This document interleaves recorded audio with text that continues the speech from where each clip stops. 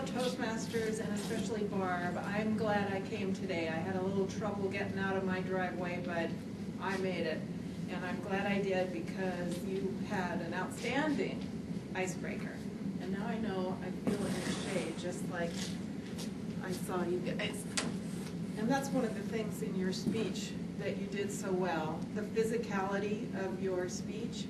You did a really good job of moving to your first story.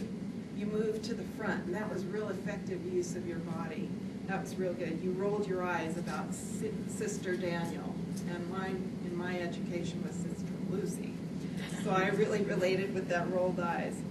You stepped forward also for a quotation, and you really framed the quotation well, not only with your everybody's air quotes that they use, but in your movement. So that was really good. Keep that up. Your organization and theory of the stories and the speech as a whole was very logical, very clear. You could tell you had a lot of forward thinking. You had a plan, and it was very, very well executed.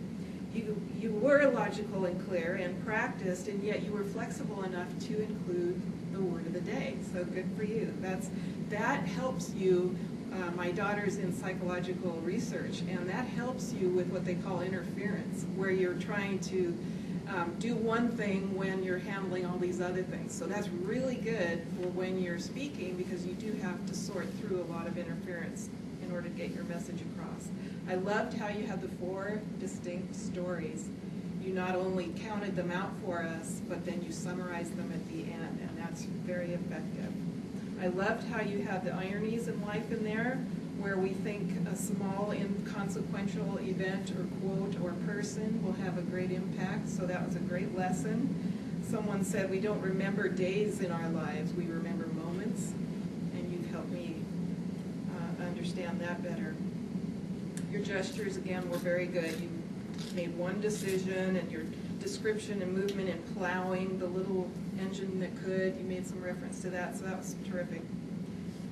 The takeaway, an excellent speech will always have a takeaway for the audience, and you succeeded in that as well. The lesson of small events having a major impact on life is so true, and I think that is what we will remember, not only today but in the future, about this speech. We may forget the details of Sister Daniel or whatnot, but we'll remember the lesson, and that's great, and that's inspiring, and that's what they're looking for in the competition this Friday. You also ended it as crisply as you began it, and at first I thought when you ended it crisply that it was startling, but you made a point, and in your silence afterwards it allowed us to have that sink in. So I thought that was very well done, both at the beginning and at the end. You made a succinct point.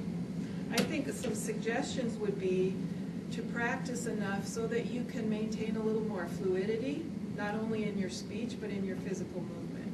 So there was a little bit of nervousness shown, but that's certainly expected in an icebreaker. I mean, as far as icebreakers goes, this is superb. So just practice, practice, practice. Sometimes I go on a walk and I'll just say it in my head, pretend the audience is there.